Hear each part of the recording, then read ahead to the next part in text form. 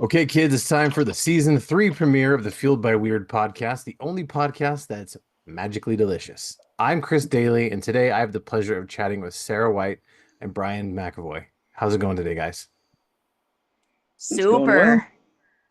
Very cool. Now, I'd like to usually start these things off with an icebreaker question, Sarah. As you know, being two-time appearance on this show, you're starting to there's a few people starting to rack up multiple appearances, so you're in the two-time club. So that's a very exclusive club. There's not very many people in there.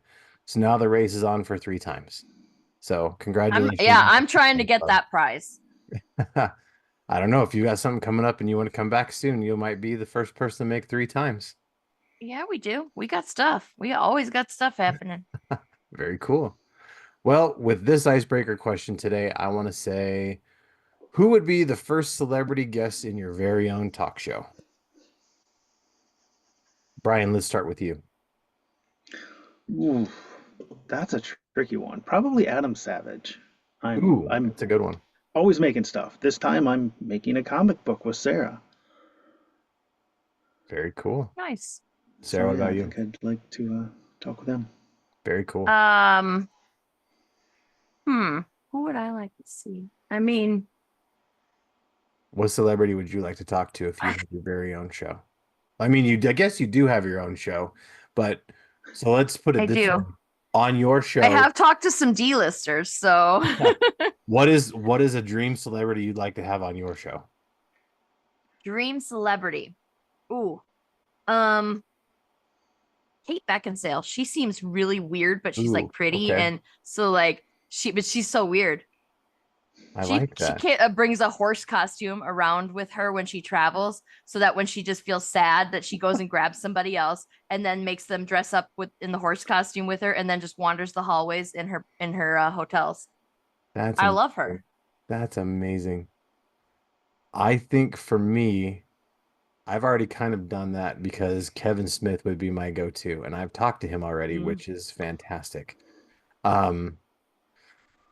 But if I had to pick somebody else, that would be a tough one because I've talked to some really cool people. I think I would probably say,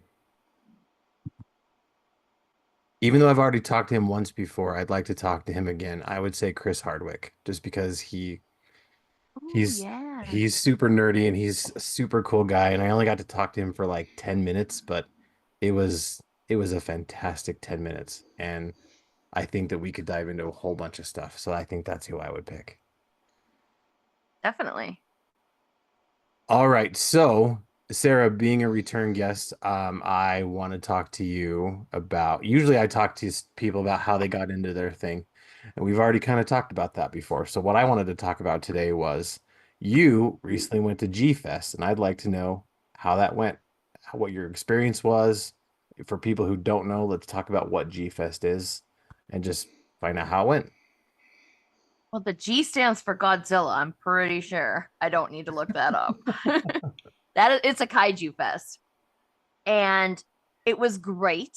It was amazing. I got our Mothra Died for Your Sins shirt printed just to wear to G Fest. Nice. And yeah, I don't know. We like, people want to buy one from us, but like we're worried about copyright stuff, so we got to be careful about that. So I just printed off a couple for us.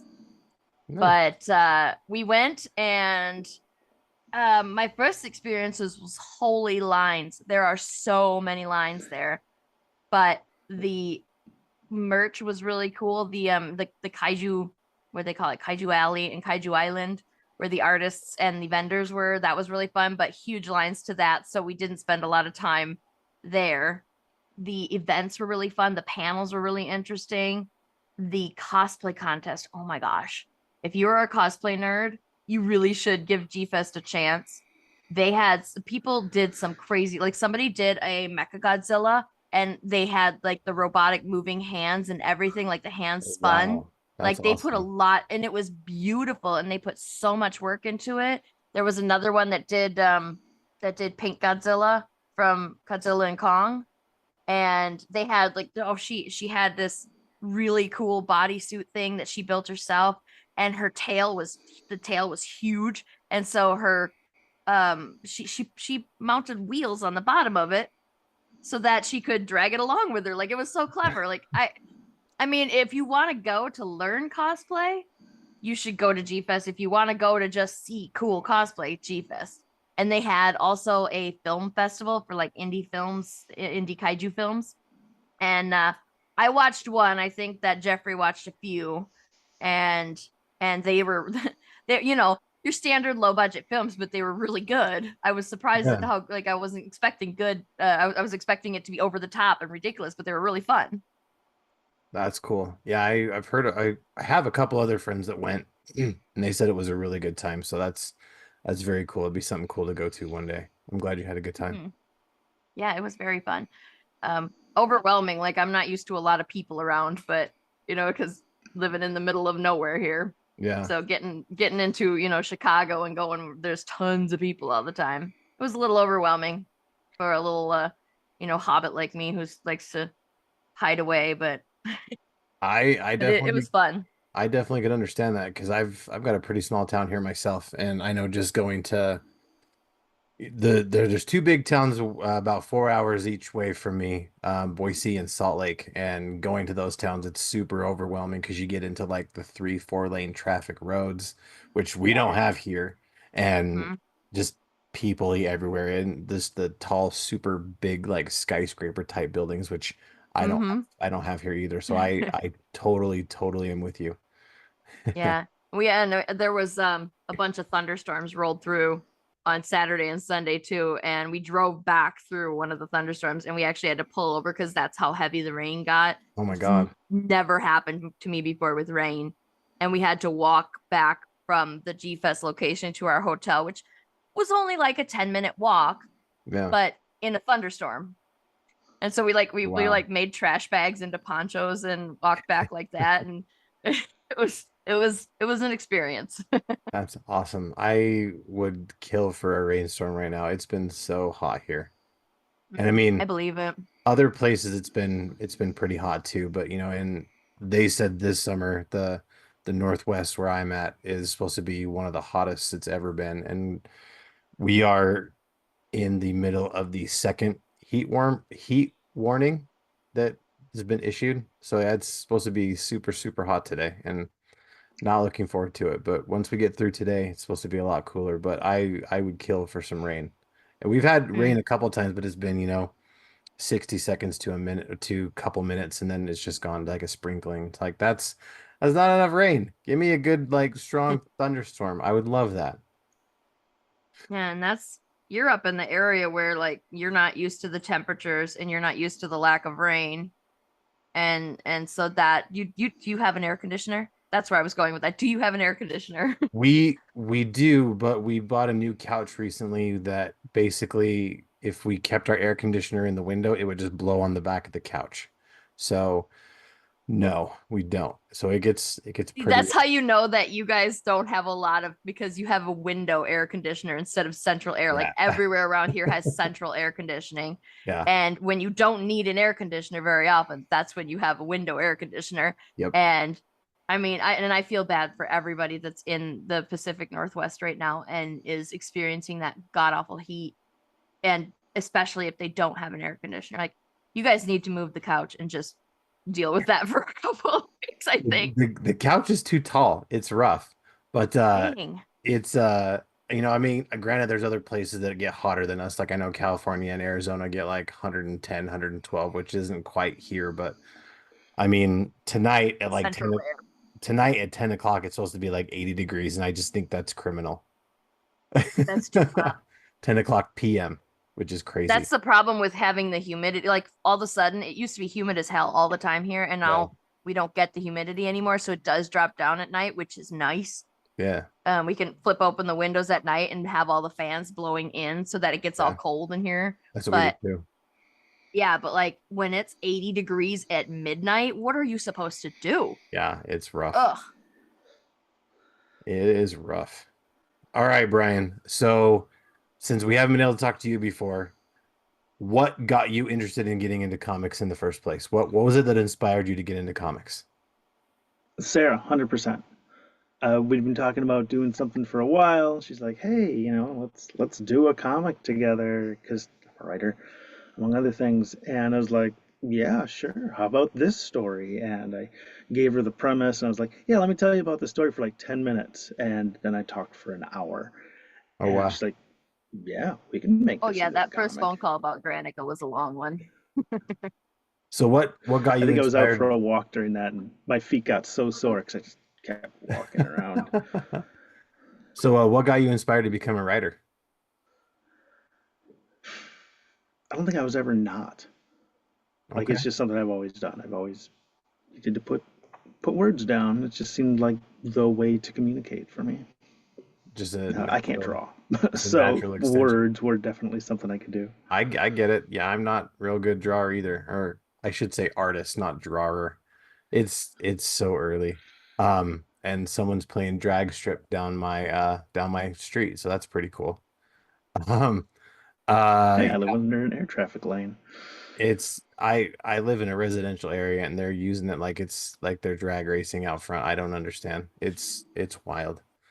Um, I would not have expected drag racers to be like early birds on a Saturday morning, but yeah, I It's don't know. probably when the roads are the quietest and they can do that stuff without having to stop or uh, crash or anything. It happens super late at night too, and I don't understand it either. But yeah, I'm with you. I've never been a really good artist. I can't draw, but I consider myself a fairly decent writer. So yeah, I'm right. I understand right there with you. You can't put a picture with a picture, but you can paint a picture with words. I like that.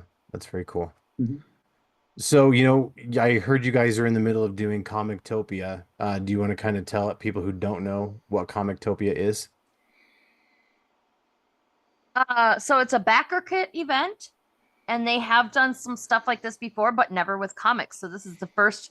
They do Pintopia, and I think they're working on some other topias, but we are part of the first Comictopia, which is where they got a bunch of comic creators together who had a new project that they wanted to launch, and they are launching us all. They launched us all as a group. We're all going to end as a group. We have cross collaboration partners where if you back both of those things, like for example, ours is Dren Productions and Cowgirls versus Zombies. And if you back both Granica and Cowgirls versus Zombies, you get a reward from both of us. And in our case, it's two cross collab covers for you. So you're essentially getting two free comics in addition to the two that you are purchasing. And if you back, and that's just our campaign. Like other campaigns have like stickers and prints and pins and stuff. Like it Yeah. depends on what you're backing to get. Mhm. But and if you are back at least 5 Comictopia projects, you get this really cool. They're calling it an exquisite corpse comic, Okay. which is basically where it's. You remember in school when you would do that game where you would the class would write a story together, but it was like Mhm. you you made up one line and then the next kid made up another line and then the next kid made up another line, Mhm. and then when you were done you had the completed story. That is kind of how this is going. So like every single creator created one page, Oh, and the nice. premise is that this is one person outside of all of these universes, I believe. This is Backer Kit's person, and this person is um, jumping portals through all of our different Comictopia universes. That's kind of cool. Yeah, and it actually, I saw some of the pages, and like our page turned out really fun, and we all kind of worked on that together. I mean, like Kelson did the heavy lifting of drawing it, but we all kind of decided together what it was going to look like, and we decided together what the dialogue was going to be, and Kelson drew it and Fish colored it, and it turned out great. I almost kind of want to. I think maybe we will do that. Stick. A cat just crashed into my table and rattled the whole. Oh no. Whoa! I think it's fine. Wow, that scared me. um, yeah, so I think we're gonna try and stick that page in there if we can find a space for it when we print. We're gonna stick that exquisite corpse page in the back of Granica #1 just because, and then it'll be only in the people that are gonna get this campaign, the book from this campaign will get that page, and everyone else, like once we do reprints, never again. That's awesome. So yeah, it'll be really cool. Except maybe I guess we might stick it in the trade paperback when we get that far. Who knows? We'll see. Very cool. Now, with your guys' comic is Granica, is that right? Very cool. Yep. So, when you came up with the idea for well, actually, let's take a step back. For the people who don't know about Granica, let's kind of talk a little bit about what the book is about. Yeah, Brian. So the first issue is about a group of 5 people who are going from Earth to Mars on a long haul spaceship. Mhm. It only holds the 5 characters, and it takes about a month. The ship itself is like a really crappy 2 bedroom, 1 bathroom apartment, Oh, wow. and they're at 1/10 gravity the entire time. So the premise is just, they're all crammed together for this long flight. The world itself, I co-created with a friend years and years ago named Joe Robertson, Mhm. and so there's already this kind of expansive lore, down to slang. Granica is the name of the mega corporation that controls everything. Mhm. And that's the name that stuck for the comic, because before that, the working title was Gravy Shock, one of these slang terms meaning when you experience high or low gravity and it shocks your system, so the spacers abbreviate or shorten gravity to gravy shock. But when I said, hey, let's just call it Gravy Shock, everybody was like, no, Brian, that we're not making a recipe book. So Granica stuck. Yeah, sometimes you got to make sacrifices like that in the name of getting it to, because like Granica is a word that isn't English, so people are Yeah, like, it's hmm. Slavic. Whereas Gravy Shock, people might get misconceptions a little more easily. Yeah, So we talked about it, and we ended up not even really once we changed the working title to Granica, it ended up just not ever changing again because everybody yeah. kind of just liked that. Hmm. Nice. It works, and Now, it's when easy to you search. when you came up with the idea for Granica, like what was your kind of inspiration, or like where did you pull from to come up with the story? Uh, it was born of this idea of my friend and I wanted to make a setting for a space opera video game. And at the time, I think I was watching like Cowboy Bebop, Firefly, and so those definitely influenced it. And you may even kind of see some of that. And so, yeah, it was meant to be an expansive world. My friend and I, he wanted to do more fantastical things, visit strange new planets and meet strange new people, and I wanted to do more hard sci-fi. So we uh, divided up the universe. He got 99.99999% of it, and I got the Sol System. So everything that happens in the Sol System is fairly hard sci-fi, and everything outside of that is the Gummy Bear Planet. And so that's how we wound up with a fairly hard sci-fi comic book. Very cool. So, when you came into the process of creating the book, let's talk a little bit about that. You said it's kind of been in development for a little while. You've kind of been kind of cooking on the story for a little bit. Mm-hmm. It started off as a radio play, the Granica #1 issue 1 that we're doing. Uh, when it was a radio play, I did it so that I could do all the voices. That's why there's only 5 people. And it's because Huh. I was like, I can do 5 unique voices, sure. Okay. And I gave the story to Sarah, and we adapted painstakingly, emphasis on the pain. We painstakingly adapted that to a comic book format, which was good in some places and bad in some places. That sounds Uh, about right. yeah. Very The cool. good part was, hey, all these times where a character has to say, are you properly locked into your spacesuit? Is the light green? It is. Good. We can now just show somebody in a properly adjusted spacesuit. And the Hmm. bad part was, it had to be distilled from this nearly an hour's worth of audio drama into 28 pages. So it's dense. We don't waste any panels in Granica #1. Nice. So it wasn't a super hard transition from radio play to comic script, you don't think? Oh, it was awful. My fiance had to hold my hand. She was our primary editor. It wasn't Uh, hard for me, but I wasn't chopping up my child. So That's fair. I was chopping up Brian's child. So it was much harder for him than it was for me. Chopping up his child, taken out of context, that That could be a crazy thing for people to Yeah, listen do not make that into your YouTube shorts. to. I don't want the next Bleeding Cool headline to say Laguna Studios advocates for chopping up children. We do not do that. Oh no. Very, yeah, I'll make a note for sure. Um, so what else can we talk about the backer kit for Comictopia for Granica? You guys have any like cool unlockables? Is it kind of like Kickstarter where if you know like hit a certain amount you unlock new stuff, or how does that work?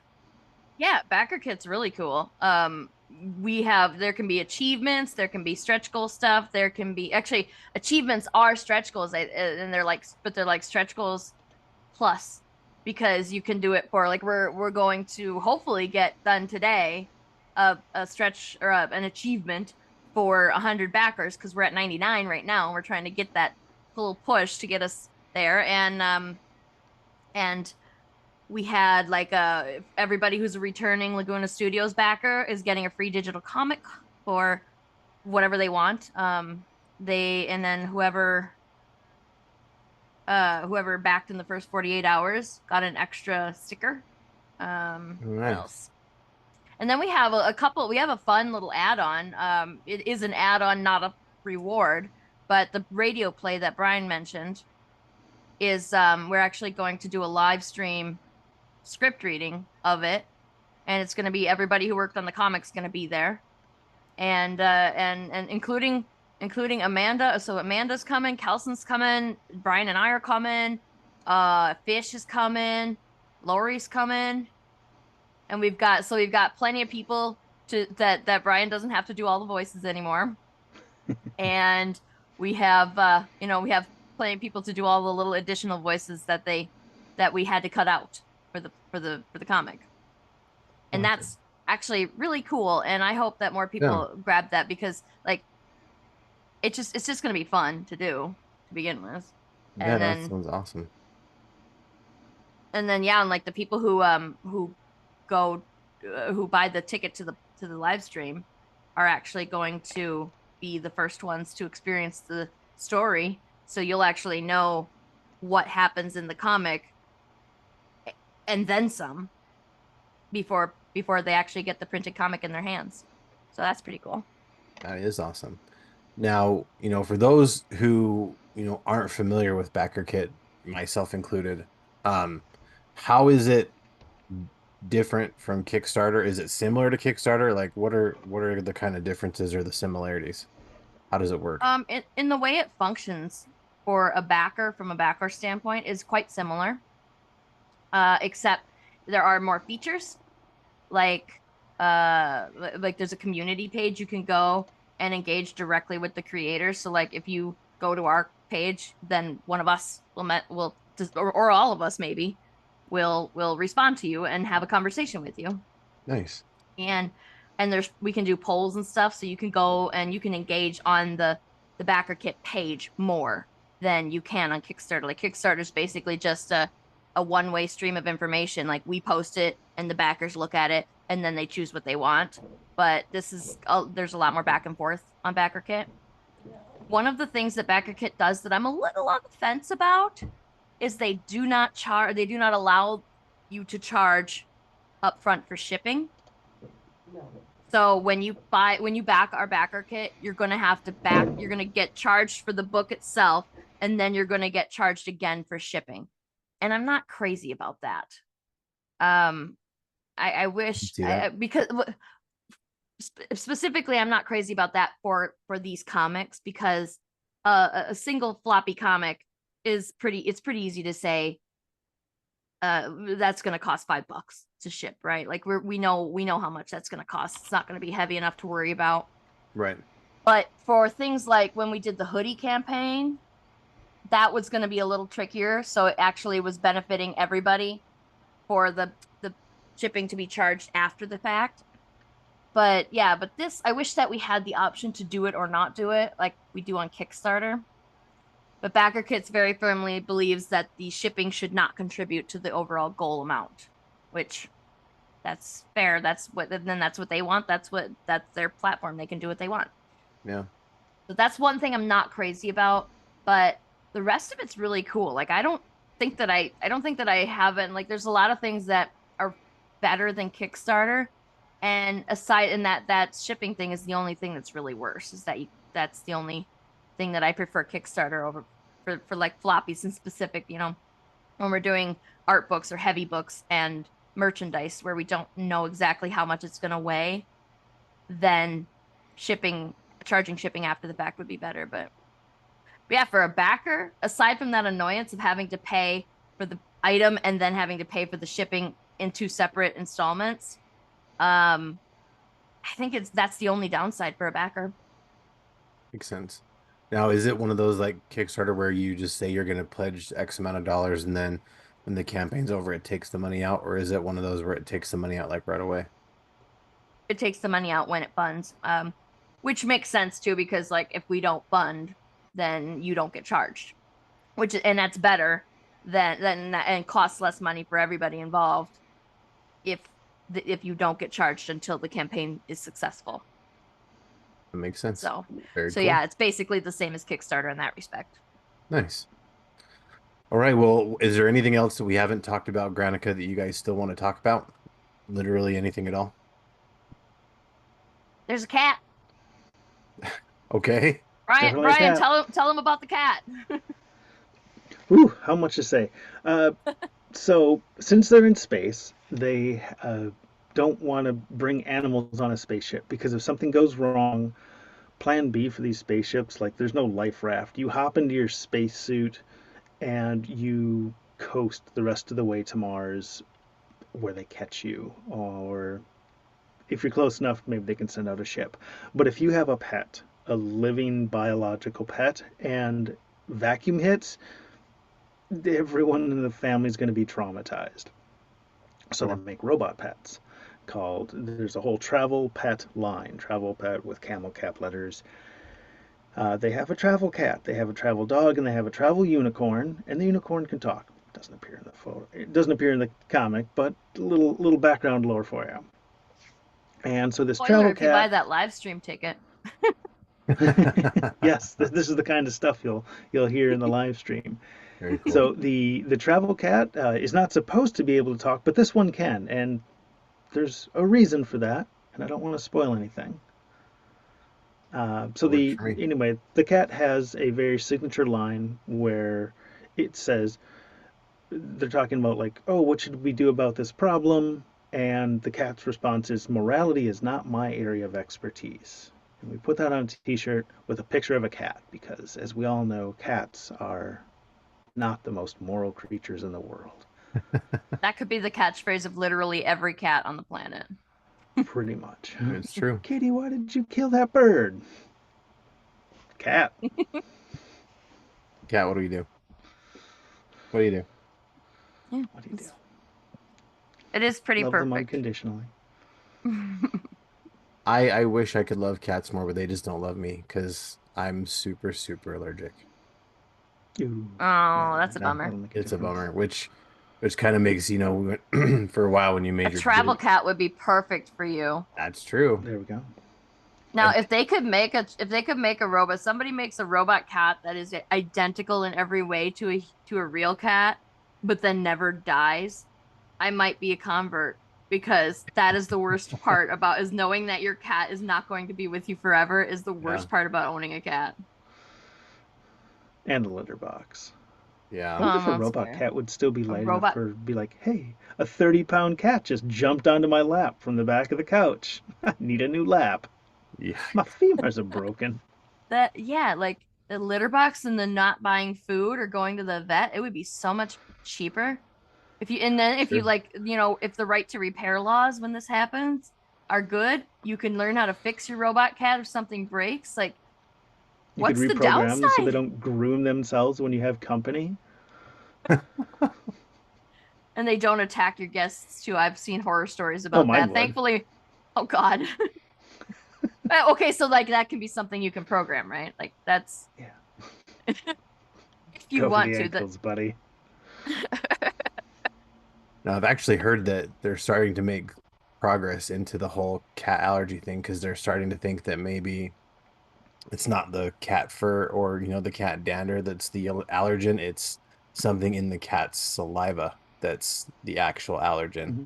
which I think is kind of interesting. So if they ever are able to perfect that, my family would love it to have cats. Because if I wasn't allergic, I think I'd probably have like 12 cats. I'd be like the crazy cat lady. Because I really do love them, but it's an allergy I developed.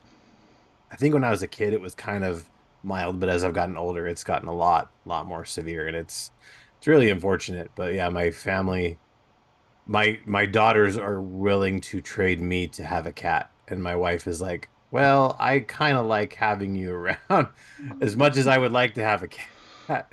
Like, well, at least somebody here they likes, trade you in who's gonna lift heavy things and reach for the stuff the on the shelves they can't reach. right? They I they they, mean, Well, they cats need can to take keep them you off the around. shelf for you.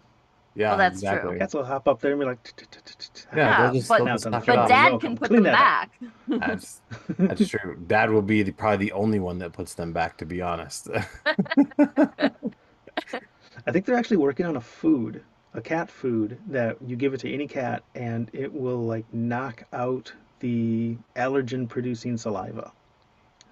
Yeah, Interesting. I read I'm about sure that. Yeah, it's yeah. stupid It's expensive, but yeah, Oh Oh, for you yeah, can do sure. that. for And I sure. think it's still in development. I don't think we can get it yet, can we?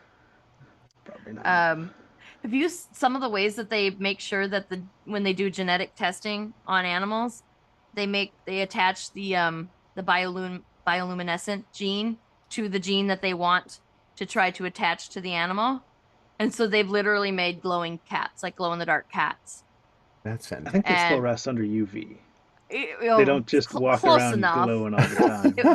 That would be cool. To be fair, that would be way cooler. But yeah, like they I mean they're technically glowing cats because they do that, but they've done that with several different animals because that apparently is a gene that's really easy to attach to stuff, and it makes it obvious if the gene that they want to have attached did attach, then the animal will fluoresce. So like it's fascinating, and it's completely harmless to the animal. Yeah, And there has been I think that I read this, so stop me if I'm wrong here, but like some of the bioluminescent cats have had babies, and some of the babies fluoresce too, even though they didn't actually put that. So like the gene is being passed down. that's That's incredible. wild. That's so cool Hmm. to me, like just Yeah, if you fascinating. look up pictures of fluorescing cats, they look AI generated. They look like, oh, this is something that a raver has on their college dorm room wall. But no, they're real. It's Or the so That's platypus cool. amazing. pictures. Those are wild. That's amazing. Now, you also said you wanted to kind of touch a little bit on Mr. Fish Lee's campaign, the Alice Lost in Wonderland. What can we talk about that? Absolutely. Fish did the colors for Granica, Hmm. and he knocked it out of the park. Like the whole book looks amazing. Fish is just And incredible. he does everything. On his book, he did literally everything and Yeah, still had time to color Granica. I don't yeah. even know how he does that. He's a He, machine. he's He's a crazy. wizard. He's got the wizard beard and everything. That's true. Like you guys should start a club, like just the wizard beard club. That, that's been talked about a little bit. I mean, it's a thing. It should be a thing if it isn't. But okay, so his campaign is of Alice got sort of kidnapped. Like the White Rabbit was rescuing her and trying to keep her away from, I think it was the Red Queen who wanted her for nefarious reasons. And by the time he got her to safety, he had there's portal jumping in here. They can jump between worlds. So they go to Oz, they go to anywhere in Wonderland. They go to oh crap. They go to all the public domain places, universes, you know. Okay. And I cannot remember which other ones they go to now, but they have the broken Vorpal sword, and the Vorpal sword can cut rips into the dimensions so that you can travel between dimensions. And by the time the White Rabbit had gotten Alice to a safe place, he had lost where her real home was. So he found himself the adoptive parent of this little human girl. And then he raised her, and now she's a bounty hunter, I think. And she is she's still got the broken Vorpal sword, and she travels through dimensions, and she's very no nonsense. And her I love her character design. And we've had several times have we talked on live stream about the tragic underboob, because he didn't say this was a spoiler, so I think I'm allowed to say this, that the reason that her shirt is so tiny is because that was the shirt she was wearing when she was 5 years old and the White Rabbit kidnapped her, and it's the Okay. same shirt. She doesn't have another shirt, so she just eventually got too big for that shirt. That's interesting. And so that's like that. That's why her shirt is so little. It's not that she's trying to be sexy, because she does not think about that stuff at all. She's And so unintentionally sexy. yes, exactly. I really love her character design. And Kelson said she's really fun to draw too, so that's cool. I have not tried to draw her myself yet. But yeah, that's the premise of his book. And it's if you go to gomisterfish.com, you can go look at that backer kit campaign.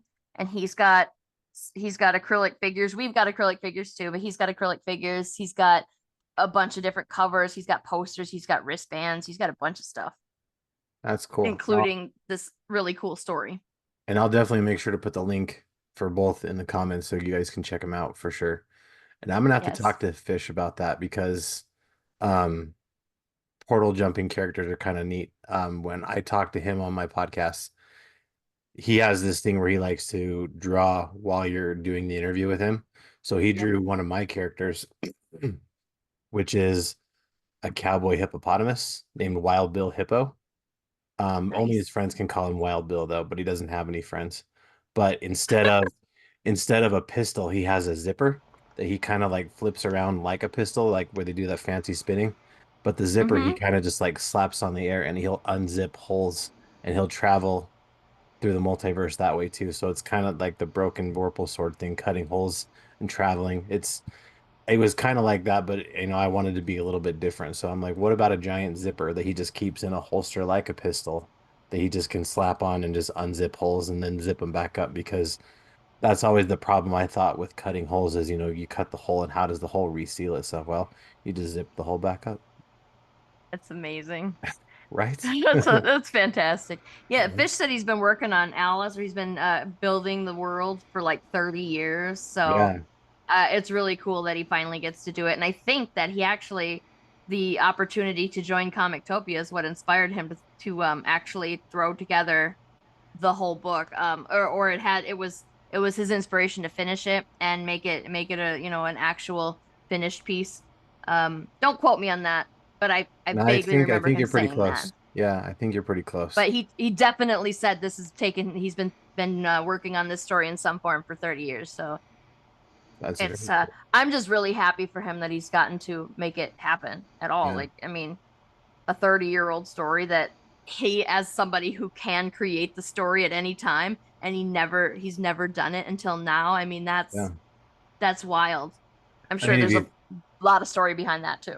if you think about it, he's always, ever since I've only known him for a couple of years, probably about as long as I've known you, which I think Facebook just said is about 4 years, which doesn't seem like it's been Something that long like that. already. But No. ever since I've known Fish, he's always been busy, doing commissions for people, doing other people's books, doing other people's work. And so, it's just been recently that I've seen him actually just starting to do his own stuff, which I think is fantastic. But, Hmm. just all the way around, I just think he's a fantastically talented person. So I'm, like you, I'm very glad that, this story he's been wanting to tell forever, he finally has the chance to tell it. Hmm. And I can't wait to read it. I've read the short stories that he had in the anthology, but not this whole big story, and actually beginning Alice's story is going to be really cool. Very, yeah, I agree.